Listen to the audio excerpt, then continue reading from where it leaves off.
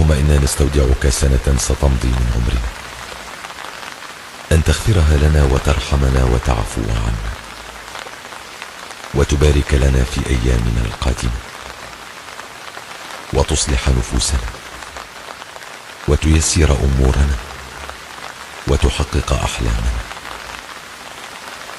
رب اكتب لنا في السنة القادمة فرحة تغير بها مجرى حياتنا للأفضل، لديننا ودنيانا، وأن تحفظ أولادنا وعائلاتنا وأصدقاءنا وأحباءنا، وتمتعنا بالصحة والعافية، وترزقنا الرضا والقناعة، وتشفينا وتعافينا، وتغفر لنا وترحمنا، وأنت أرحم الراحمين.